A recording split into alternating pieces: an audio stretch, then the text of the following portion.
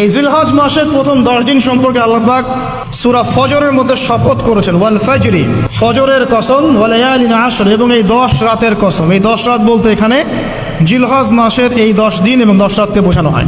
এর ফজিলত সম্পর্কে নবী সাল্লাল্লাহু আলাইহি ওয়াসাল্লাম একটা হাদিসে বলছেন, ইবনে আব্বাস রাদিয়াল্লাহু আনহুমা থেকে বর্ণিত, নবী করিম সাল্লাল্লাহু আলাইহি ওয়াসাল্লাম বলেছেন যে মা মিন আইয়ামিন আমালু সালিহু ফীহিন্না আহাব্বু ইলাল্লাহ মিন হাযিহিল আইয়ামিল আশরা। আল্লাহ পাকের কাছে এই 10 দিন অর্থাৎ জিলহজ মাসের প্রথম 10 দিনের নেক আমল যত বেশি প্রিয়, আল্লাহর কাছে জিলহজ মাসের প্রথম 10 দিনের নেক আমল যত বেশি প্রিয়, অন্য কোনো আমল এত বেশি প্রিয় না। অন্য কোনো আমল, এটা বুঝতে গিয়ে সাহাবায়ে কেরাম প্রশ্ন করছেন, ক্বালু, তারা বলছেন, ইয়া রাসূলুল্লাহ, হে আল্লাহর রাসূল, বলুন সাল্লাল্লাহু আলাইহি ওয়াসাল্লাম, ওয়ালাল জিহাদু ফি সাবিলিল্লাহ, আল্লাহর পথের জিহাদও কি নয়? আমরা তো জানি ইসলামের সর্বোচ্চ চূড়া হচ্ছে আল্লাহর পথের জিহাদ। তো নবী সাল্লাল্লাহু আলাইহি ওয়াসাল্লাম বলছেন, ওয়ালাল জিহাদু ফি সাবিলিল্লাহ, আল্লাহর পথের জিহাদও নয়, আল্লাহর পথের জিহাদও নয়, ইল্লা, তবে ওই ব্যক্তির কথা ভিন্ন, রাজুলুন খারাজা বিনাফসিহি ওয়া মালিহি ফালাম ইয়ারজি মিন যালিকা বিশাই, কোন একজন ব্যক্তি যে তার জান এবং তার মাল নিয়ে আল্লাহর পথে বেরিয়ে গেছে, তারপরে কোনো কিছু নিয়েই সে ফিরে আসতে পারে নাই, মানে সে শহীদ হয়ে গেছে, এই ব্যক্তির কথা ভিন্ন। কিন্তু অন্য যে কোনো দিনের আমলের চাইতে এই 10 দিনের নেক আমল আল্লাহর কাছে সবচেয়ে বেশি প্রিয়। তাহলে আমরা বুঝতে পারলাম, আমরা যে 10 দিনে এখন বসবাস করছি, জিলহজ মাসের আজকে কয় তারিখ?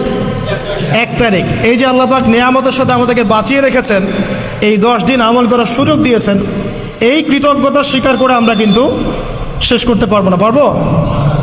পারবো না। প্রশ্ন হচ্ছে যে এই 10টা দিন আমরা কিভাবে কাজে লাগাতে পারি। আমি সেদিকেই যাবো ইনশাল্লাহ। তার আগে এই দিনগুলো সম্পর্কে আর কয়েকটা ফজিলতের হাদিস শুনিয়ে দিচ্ছে। তিরমিজি, ইবনে মাজাহ, মিশকাতের 128 পৃষ্ঠা একটা হাদিস এসেছে, আবু হুরায়রা রাদিয়াল্লাহু আনহু থেকে বর্ণিত, নবী করিম সাল্লাল্লাহু আলাইহি ওয়াসাল্লাম বলেছেন যে দিনসমূহের মধ্যে এমন কোনো দিন নাই, আল্লাহর দিনগুলোর মধ্যে এমন কোনো দিন নাই যেদিন ইবাদত করা আল্লাহর কাছে জিলহজের 10 দিনের ইবাদতের চেয়ে বেশি প্রিয়। কথা বুঝতে পারছেন? এরপরে নবী সাল্লাল্লাহু আলাইহি ওয়াসাল্লাম বলছেন, ইয়াদুলু সিয়ামু কুল্লি সিয়ামিন মিনহা বিসিয়ামি সানাতিন, এই 10 দিনের একটা সিয়াম বা একটা রোজা 1 বছর রোজা রাখার সমান। এই 10 দিনের একটা রোজা 1 বছর রোজা রাখার সমান। ওয়া কিয়ামু কুল্লি লাইলাতিন ফিহা বিকিয়ামি লাইলাতুল কদর, এবং এই 10 রাতের এক রাতের কিয়াম লাইলাতুল কদরের কিয়ামের সমান। আর আমরা জানি লাইলাতুল কদর সম্পর্কে আল্লাহ পাক কি বলেছেন, লাইলাতুল কদরি খায়রুম মিন আলফি শাহর, 1000 মাসের ইবাদতের চেয়ে উত্তম। তাহলে আমরা বুঝতে পারছি যে এই 10 দিন 10 রাত কি আমল করতে হবে, এই হাদিসটা বলে দিচ্ছে, সিয়াম এবং কিয়াম।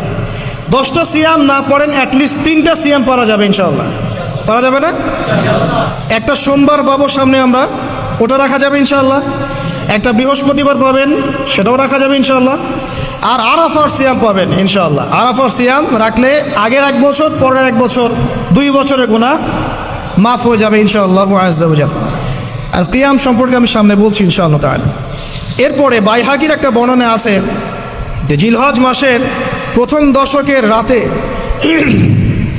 জিলহজ মাসের প্রথম দশকের রাতের প্রত্যেকটা নেক আমলকে 10 দিয়ে গুণ করা হয়, 10 গুণ বৃদ্ধি করা হয়। সুবহানাল্লাহ।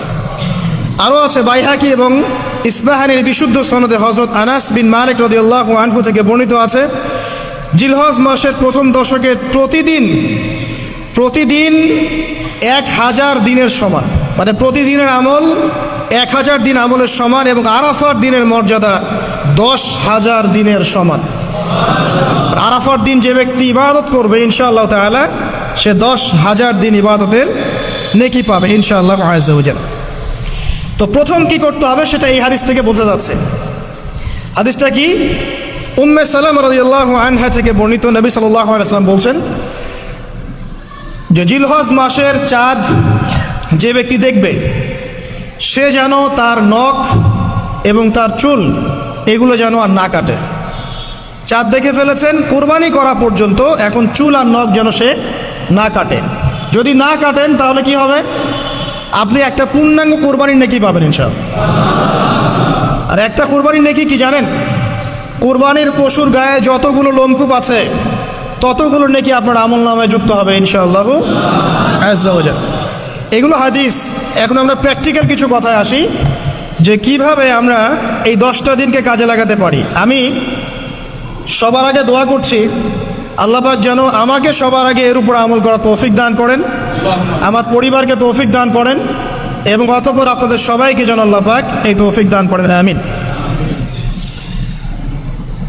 1 নাম্বার, যদিও কাজটা খুব ডিফিকাল্ট এবং এই যুগে এই জেনারেশনের জন্য কাজটা অনেক বেশি ডিফিকাল্ট, অলমোস্ট ইম্পসিবলের মতো, সেটা হচ্ছে এশার নামাজের পরপর ঘুমিয়ে যাওয়া, তাই না ভাই?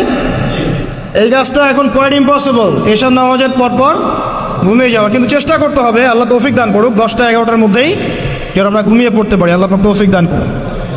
সবার আগে যেন আমাকে তৌফিক দান করে। কোনো কোনো রাত এমনও কেটে যায় ফজরের নামাজ পড়তে হবে জন্য সারা রাত জেগে থাকতে হচ্ছে। আর আমাদের সময়ে বারাকা কমে গেছে, জানেন? আমাদের সময়ের মধ্যে বারাকা কমে গেছে, এটাও কিয়ামতের সাইন।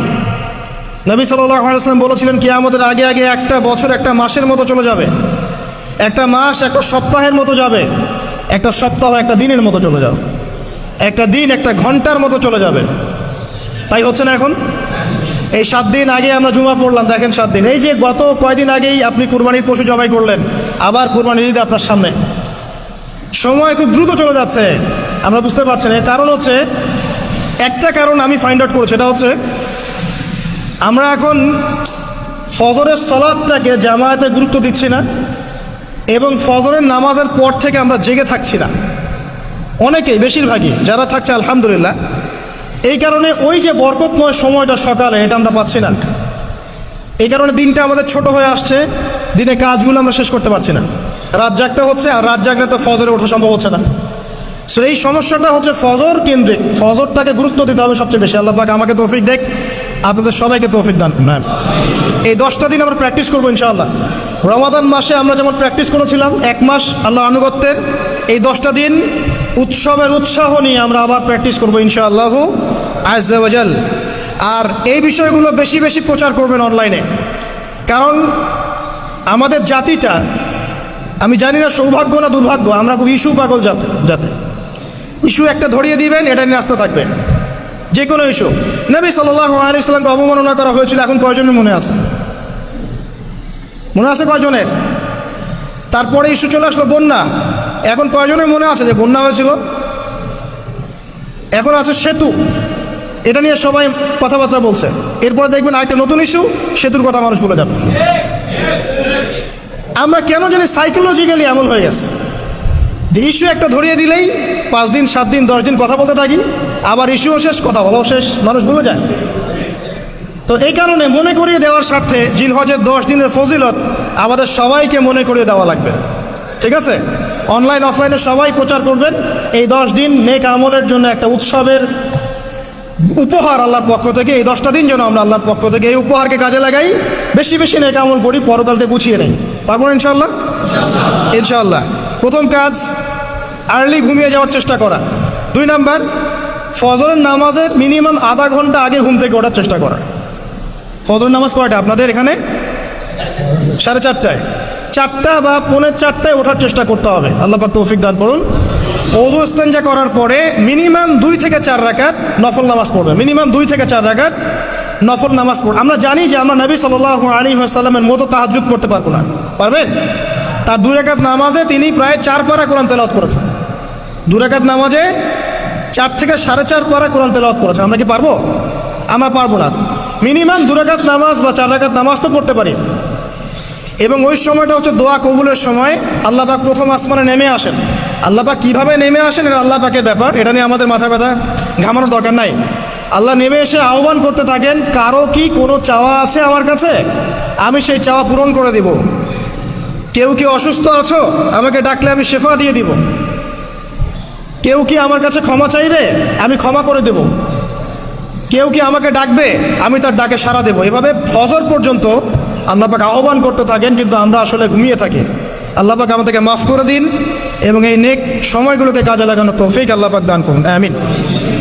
এরপর আমরা চলে আসবো ইনশাআল্লাহ ফজর জামাতে, এবং নামাজের বাহ্যিক মাসআলাগুলোকে নিয়ে বেশি বাড়াবাড়ি করবেন না, অভ্যন্তরীণ বিষয় নিয়ে ফোকাস করেন। বাহ্যিক মাসআলা নিয়ে আমরা যথেষ্ট বাড়াবাড়ি করেছি। অভ্যন্তরীণ যে বিষয়টা আছে, নামাজের আধ্যাত্মিকত্ব, নামাজের রুহানিয়াত, নামাজের মাআরিফত, আল্লাহকে পাওয়া, নামাজের আত্মশুদ্ধি, ইহসান, এটা নিয়ে বেশি ফোকাস করেন। আমরা তর্ক করি হাত বাঁধা নিয়ে, তাই না? হাত বাঁধা নিয়ে, রফুল ইয়াদাইন নিয়ে, আমিন নিয়ে, এগুলো নিয়ে আমরা তর্ক করি। কয়জন তর্ক করেছি যে নামাজে কতটুকু মনোযোগ থাকলো তাই নিয়ে? কোনটা বেশি ইম্পর্টেন্ট? নামাজ যদি মনোযোগই না থাকে, আমার হাত বাঁধা দিয়ে আল্লাহ পাক যা আসে নাই। একটা বাহ্যিক আমল করেছে, আল্লাহ পাক নেকি দিবেন, ঠিক আছে ইনশাআল্লাহ। নামাজের ইহসানটা সবচেয়ে বেশি গুরুত্বপূর্ণ নয় কি? ফাওয়াইলুল লিল মুসাল্লিন আল্লাযীনা হুম আন সালাতিহিম সাহুন, যারা নামাজ সম্পর্কে উদাসীন। তো নামাজে দাঁড়িয়ে যদি আমি সারা দুনিয়ার বিষয় চিন্তা করতে শুরু করি, তাহলে আমার হাত কোথায় বাঁধলাম এটা কি আল্লাহ পাক দেখবেন? আল্লাহ পাক আমাদেরকে বোঝার তৌফিক দান করুন যে মূল বিষয় কোনটা সেটা নিয়ে ফোকাস করি। আমরা মুসলিমরা জাতি হিসাবে এখন মূল বিষয়গুলোকে বাদ দিয়ে গৌণ বিষয় নিয়ে বেশি ফোকাস করি। এটা আমাদের অধঃপতনের অন্যতম একটা কারণ। আল্লাহ পাক আমাদেরকে বোঝার তৌফিক দান করুন, আমিন। জামাতে নামাজ পড়ার পরে আপনারা চলে যাবেন না হুট করে, এখানে বসে থাকবেন। বসে বসে তাসবিহ তাহলিল করবেন, জিকির আজকার করবেন। খুব কমন তাসবিহ আছে কিছু, আয়াতুল কুরসি পড়বেন একবার, সূরা ফালাক, ইখলাস, নাস 3 বার করে পড়বেন।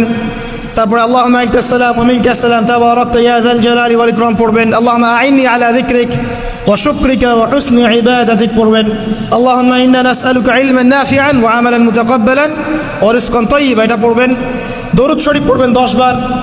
তারপরে পড়বেন রাদিতু বিল্লাহি রাব্বান ওয়া বিল ইসলামি দীনান ওয়া বি মুহাম্মাদিন নাবিয়্যা 3 বার। হাসবি আল্লাহ লা ইলাহা ইল্লা হু আলাইহি তাওয়াক্কালতু ওয়া হুয়া রাব্বুল আরশিল আযীম 7 বার।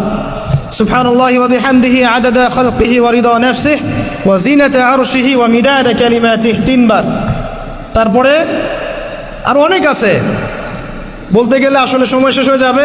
আমি একটা বইয়ের নাম বলে দেই, এই বইয়ের মধ্যে সব পাবেন, ঠিক আছে? বইটার নাম হচ্ছে হিসনুল মুসলিম। কি নাম? হিসনুল মুসলিম। অ্যাপসও আছে, পকেটে অ্যাপস রাখতে পারেন, পকেট সাইজ বই পাওয়া যায়, পকেটে রাখতে পারেন। নামাজের পরে খুলে খুলে পড়বেন। এগুলো করতে গিয়ে আপনাকে কেউ বাধা দিবে? এগুলো করলে কি আপনি সন্ত্রাসী হয়ে যাবেন, মৌলবাদী হয়ে যাবেন, জঙ্গি হয়ে যাবেন? এই আমলগুলো করবেন, ছাড়বেন না, ঠিক আছে? আমল ছাড়বেন না। আমল সেই জিন্দেহি বানতা, একটা কথা আছে, আমল দিয়েই জীবন গঠিত হয়, জীবন গড়ে। আল্লাহ পাক তৌফিক ইনায়াত করুন। আরেকটা কথা বলি, ফজর নামাজের পরে চেষ্টা করেন আধা ঘন্টা থেকে 1 ঘন্টা কোরআন তেলাওয়াত করার জন্য। পারা যাবে ভাই ইনশাআল্লাহ? আবার বলছি, প্রত্যেক হরফে 10 নেকি পাবেন ইনশাআল্লাহ। কোরআন তেলাওয়াত করলে অর্থ না বুঝেও যদি তেলাওয়াত করেন, প্রত্যেক হরফে 10 নেকি পাবেন ইনশাআল্লাহ। কিন্তু অর্থ না বুঝলে কোরআনের হক আদায় হয় না। আবারও বলছি, আমি যা বলেছি সেটা বলতে আমি দ্বিধা করছি না। আমি বলছি কোরআন তেলাওয়াত করলে প্রত্যেক হরফে আপনি 10 নেকি করে পাবেন। বোঝেন আর নাই বোঝেন, তাফসির বোঝেন আর নাই বোঝেন, অর্থ বোঝেন আর নাই বোঝেন, প্রত্যেক হরফে কি পাবেন? 10 নেকি পাবেন। কিন্তু অর্থ না বুঝলে, অনুধাবন না করলে কোরআন নাজিলের মূল হক আদায় হবে না। কোরআন নাজিল হয়েছে তাদাব্বুরের জন্য, গবেষণার জন্য, কোরআন কেন্দ্রিক জীবন করার জন্য। যদি অর্থ না বোঝেন কেমন করে জীবন করবেন? আর যতটুকু বুঝবো আলহামদুলিল্লাহ, যেটা বুঝবো না ওলামায়ে কেরামের কাছে যাবো, জিজ্ঞাসা করবো, জেনে নিব, সিম্পল। আমি তো সব বুঝবো না, বুঝবো? আমি তো সব বুঝতে পারবো না। যেটা বুঝবো না আলেমদের কাছে জিজ্ঞাসা করে নেব।